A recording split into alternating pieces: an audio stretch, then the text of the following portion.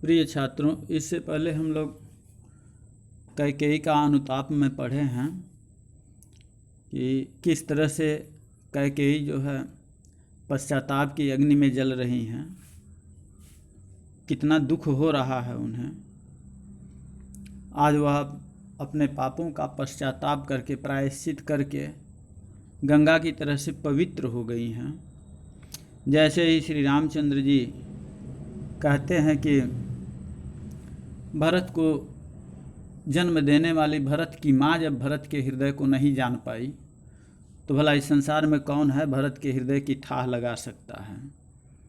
जैसे ही यह बात कैकेयी सुनती हैं तो वो कहती हैं कि सभा में बैठे हुए जितने भी लोग हैं ये लोग भी सुन लें, और अभी राम ने ही कहा है कि भरत को जन्म देकर भी मैं भरत के हृदय को नहीं जान पाई, तो भला कौन है जान सकता है। इस तरह से जो भी पाप हुआ है मेरे ही द्वारा हुआ है, तो मेरे पापों की सज़ा भरत को क्यों मिले? अपराधिनी तो मैं हूँ, इस अपराध का दंड मुझे मिले, भरत को न मिले। आगे कहती हैं कि दुर्बलता का ही चिन्ह विशेष शपथ है, पर अबलाजन के लिए कौन सा पथ है। यदि मैं उकसाई गई भरत से होऊं, तो पति समान ही स्वयं पुत्र भी खोऊं। ठहरो मत रोको मुझे, कहूँ सो सुन लो, पाओ यदि उसमें सार उसे सब चुन लो। करके पहाड़ सा पाप मौन रह जाऊं, राई भर भी अनुताप न करने पाऊं। इस तरह से राम और भरत के परिसंवाद को सुन करके कैकेयी ने अपनी भूल स्वीकार करते हुए स्पष्ट किया है, कह रही हैं कि दुर्बलता का ही चिन्ह विशेष शपथ है। कह रहे हैं कि शपथ यानी सौगंध खाना हालांकि व्यक्ति की कमजोरी का ही प्रमाण है, लेकिन पर अबलाजन के लिए कौन सा पथ है। लेकिन मुझ जैसे अबला के लिए सौगंध खाकर अपनी बात कहने को प्रमाणित करने के अतिरिक्त भला और कौन सा दूसरा उपाय है। यानी कोई और दूसरा उपाय मेरे पास नहीं है, एक शपथ ही है, सौगंध ही है कि सौगंध खा करके मैं अपनी बात को प्रमाणित करूं। यदि मैं उकसाई गई भरत से होऊं, तो पति समान ही स्वयं पुत्र भी खोऊं। कह रहे हैं कि इस प्रकार सौगंध खाते हुए कैकेयी ने कहा कि वास्तविकता यह है कि इस कार्य के लिए भरत ने मुझे नहीं उकसाया है। यदि कोई इस बात को सिद्ध कर दे कि मुझे भरत ने इस कार्य के लिए प्रेरित किया है, तो निश्चित रूप से मैं पति के समान ही अपने पुत्र को भी खो दूंगी।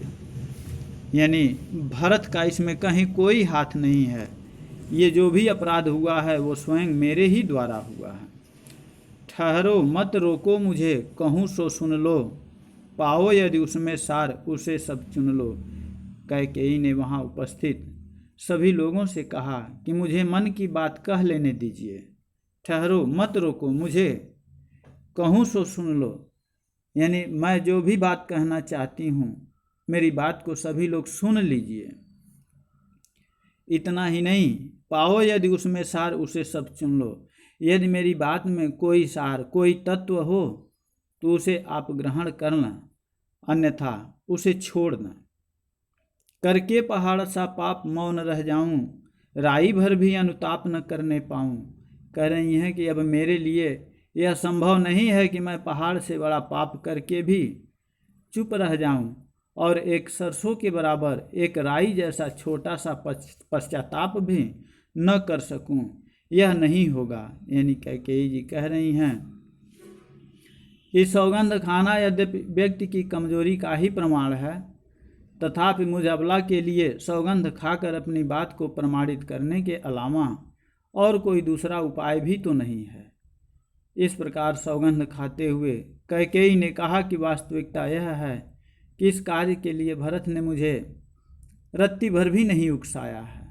यदि कोई इस बात को सिद्ध कर दे कि मुझे भरत ने ही इस कार्य के लिए प्रेरित किया है, तो मैं पति के समान ही अपने पुत्र को भी खो दूं।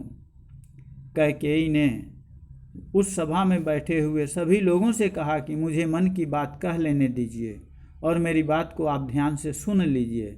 यदि मेरी बात में थोड़ा सा भी कहीं सार हो तो आप उसे ग्रहण कर लीजिए, अन्यथा मत कीजिए। अब मेरे लिए यह संभव नहीं है कि मैं पहाड़ जैसा पाप करके भी चुप रह जाऊं और राई के बराबर छोटा सा भी पश्चाताप न कर सकूं। यह अब मुझसे असंभव है।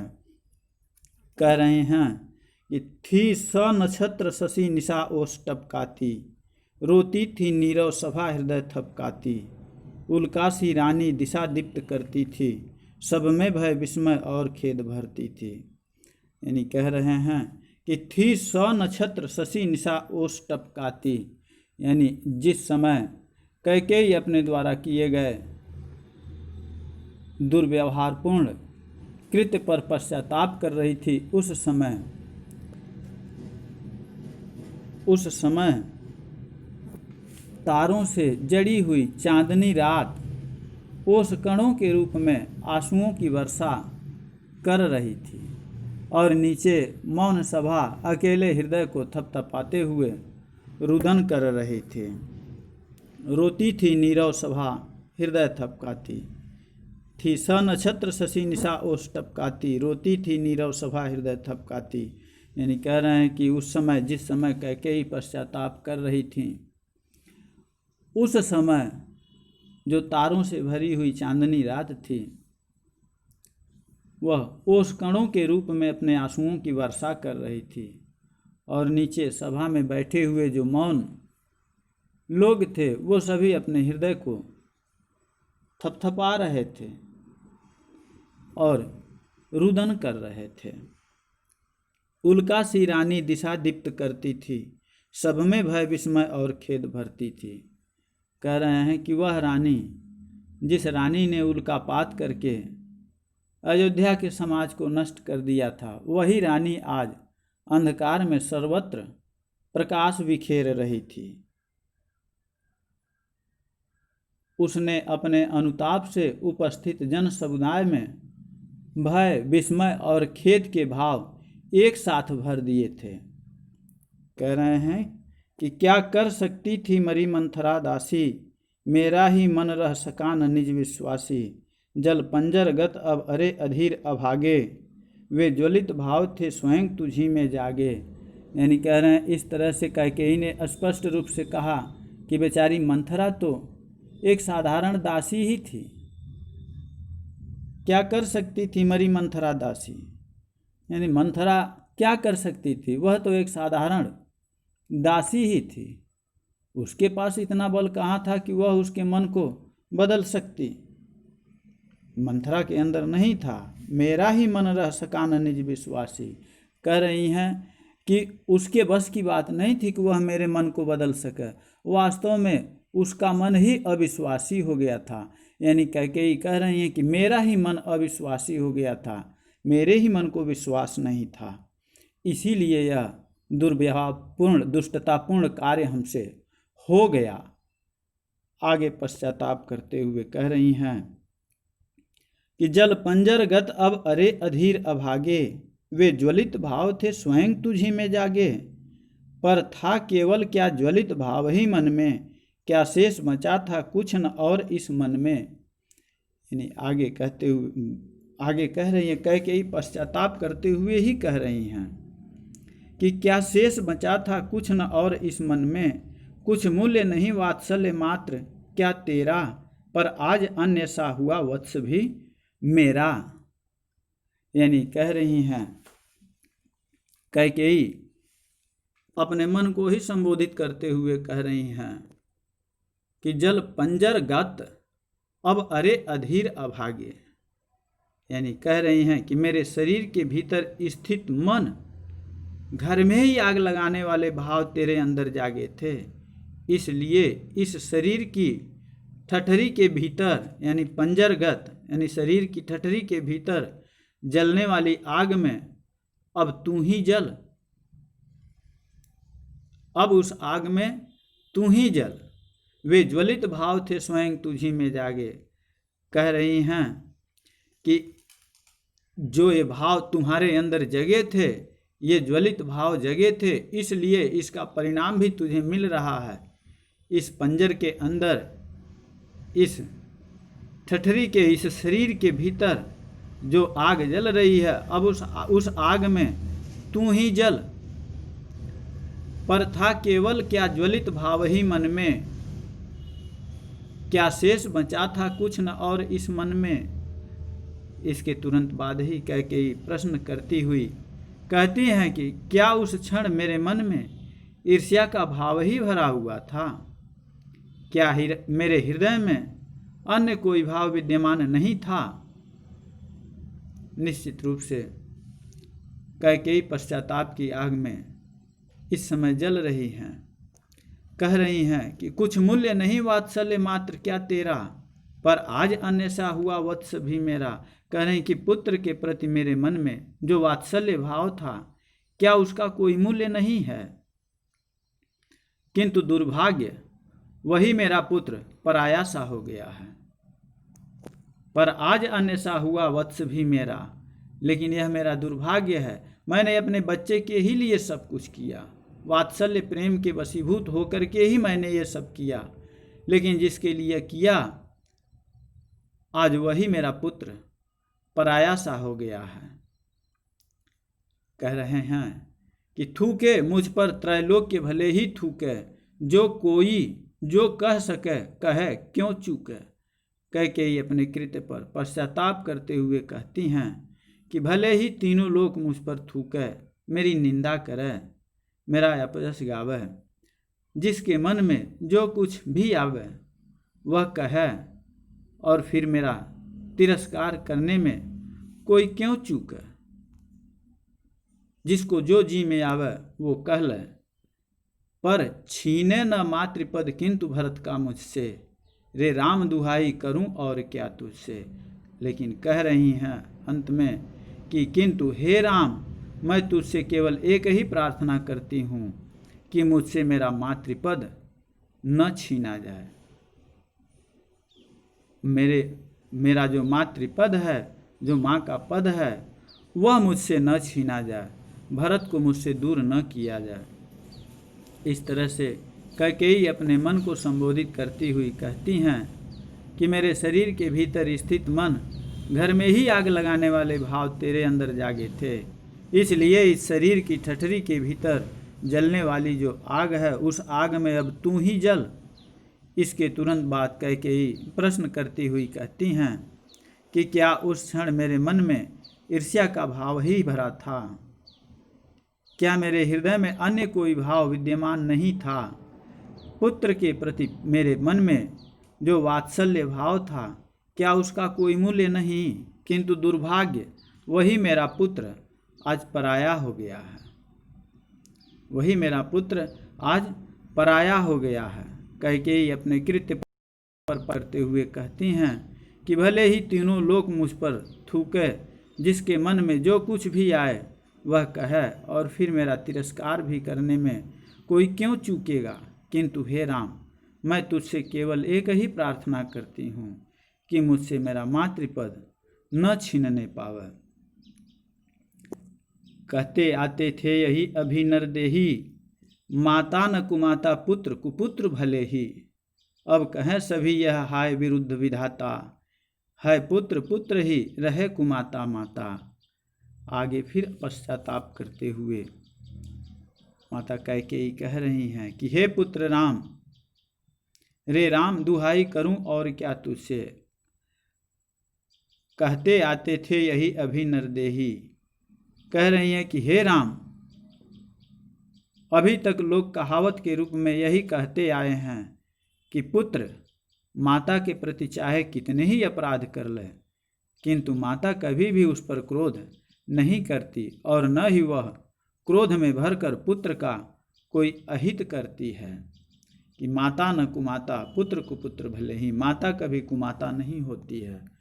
पुत्र भले ही कुपुत्र हो जाए, लेकिन माता कभी कुमाता नहीं होती है।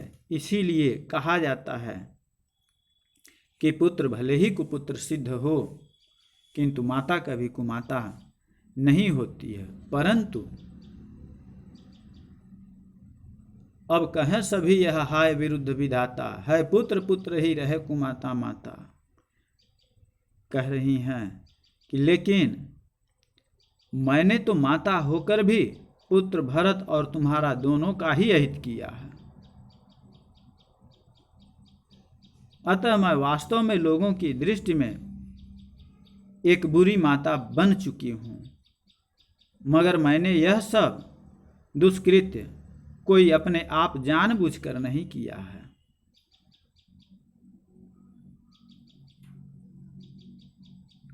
अतः मैं वास्तव में लोगों की दृष्टि में एक बुरी माता बन चुकी हूँ।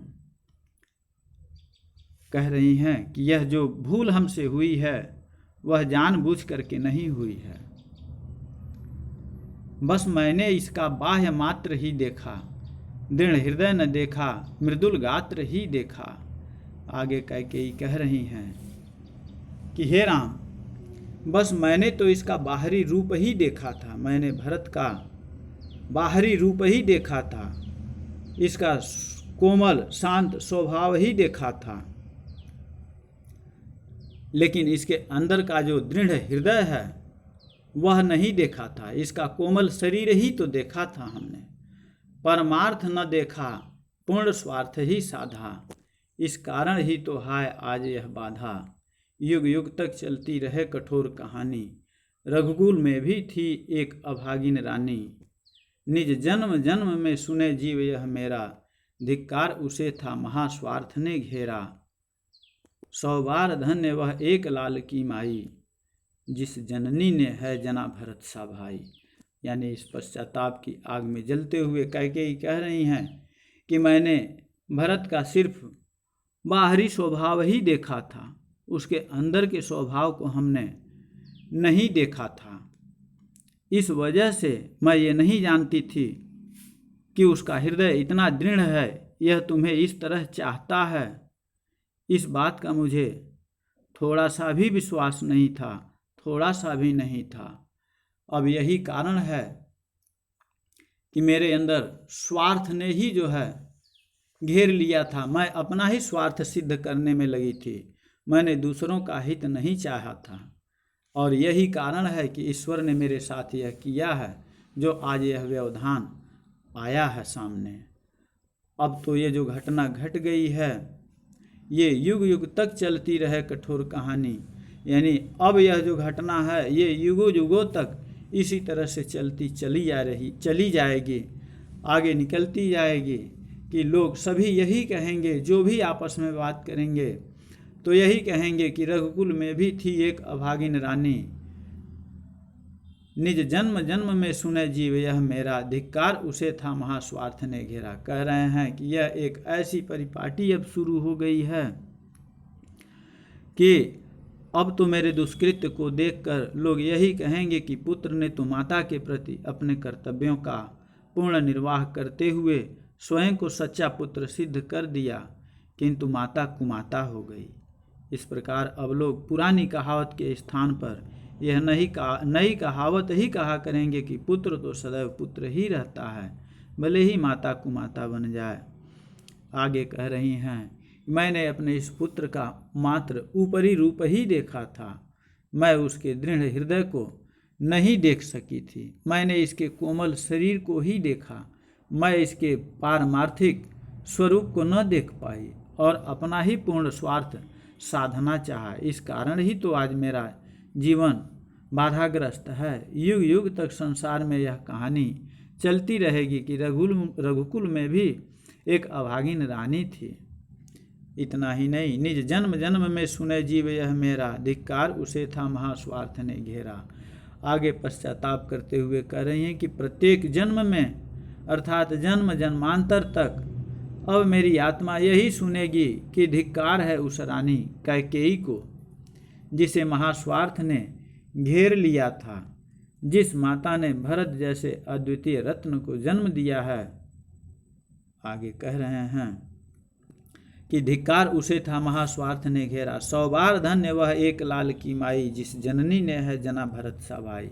आगे कह रहे हैं कि जब ये पश्चाताप के आग में कैकेयी जल रही हैं तो उस समय